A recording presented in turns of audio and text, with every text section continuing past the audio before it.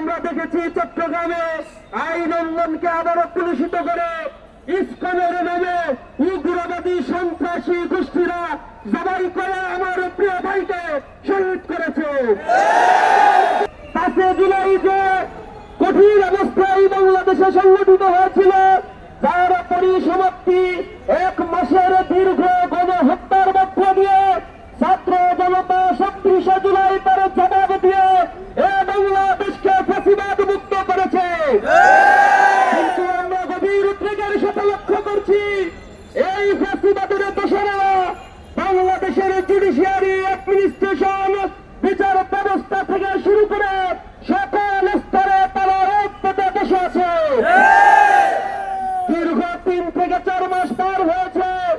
এর মধ্যে রাজধানী সহ সারা দেশে বিভিন্ন উসিলায় বিভিন্ন ছদ্মবেশে তারা দেশকে কার্যকর করার জন্য নানামুখী অযৌক্তিক দাবি দেওয়া এবং বিশৃঙ্খলা সৃষ্টির জন্য রাজপথ গরম করার চেষ্টা করছে। আমরা হুঁশিয়ার দিয়ে বলতে চাই, দ্বিতীয় কোন পক্ষ এসে আবার যদি ফ্যাসিবাদকে পুনরুদ্ধারের চেষ্টা করে, ছাত্র জনতা রাজপথে দাঁড়িয়ে তাদের যথাযথ জবাব দিবে। ইসলামী ছাত্র শিবির এ দেশের স্বাধীনতার কেন্দ্র প্রহরী হিসেবে এ বাংলাদেশের টেকনাফ থেকে তেতুলিয়া, রূপসা থেকে পাথুরিয়া, তামাবিল থেকে বাংলাদেশ পর্যন্ত প্রতি ইঞ্চি মাটিকে বাংলাদেশ ইসলামী ছাত্র শিবির রক্ষা করবে ইনশাআল্লাহ। আমরা দেশকে ভালোবাসি, আমাদের দেশের স্বাধীনতার সার্বভৌমত্বকে আমরা ভালোবাসি।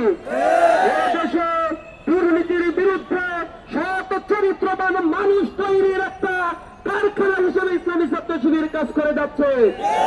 আমরা সরকারকে উদাত্ত আহ্বান জানাই, ট্রাইব্যুনালের কার্যক্রম শুরু হয়েছে। আমরা দেশের দীর্ঘতি দেখতে পাচ্ছি, প্রশাসন এখনো কার্যকর হয়নি।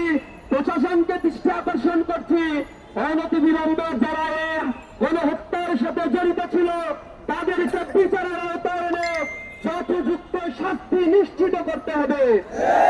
ছাত্রদের প্রতি আহ্বান জানাই, বিভিন্ন ক্যাম্পাসগুলোতে আমরা দেখছি তৃতীয় কোন পক্ষ ইনভিজিবল হ্যান্ড, অদৃশ্য হস্তশক্তির কারণে আজ এক বিশৃঙ্খল পরিবেশ সৃষ্টি করে বাংলাদেশকে অকার্যকর করার জন্য দিল্লির গণমাধ্যমগুলো আজ সারা পৃথিবীব্যাপী এক প্রপাগান্ডা চালাচ্ছে। ছাত্রদেরকে বিষয়ে সজাগ দৃষ্টি রাখতে হবে। আমাদের অকষ্টার্জিত এ স্বাধীনতা যেন আর চুরি না হয়ে যায়। আবু সাইদ মুক্তের রক্ত এখনো শুকায়নি, মায়েদের কান্না এখনো আমাদের চোখের সামনে ভাসছে। তাদের কোন প্রতিদান দিতে পারি নাই। আমরা বিচার চাই। প্রিয় বন্ধুগণ, গতকাল আমরা দেখেছি চট্টগ্রামে আইন লঙ্ঘনকে আবারও কলুষিত করে ইসকনের নামে উগ্রবাদী সন্ত্রাসী গোষ্ঠীরা জবাই করে আমার প্রিয় ভাইকে শহীদ করেছে। বিলম্বে এ হত্যাকারীকে দৃষ্টান্তমূলক শাস্তি দিতে হবে। ইসকনকে বাংলাদেশের মাটি থেকে নিষিদ্ধ করতে হবে। বাংলাদেশে শুধু নয়, এ সন্ত্রাসী গোষ্ঠী কি Turkmenistan, Azerbaijan, Uzbekistan, Indonesia, Malaysia, চীন সহ পৃথিবীর অনেক বড় বড় দেশে নিষিদ্ধ রয়েছে।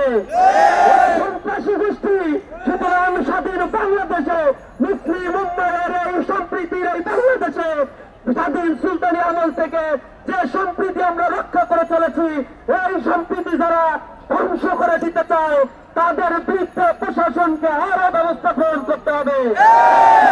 জনতা তাদেরকে সর্বোচ্চ ভাবে প্রতিহত করবে।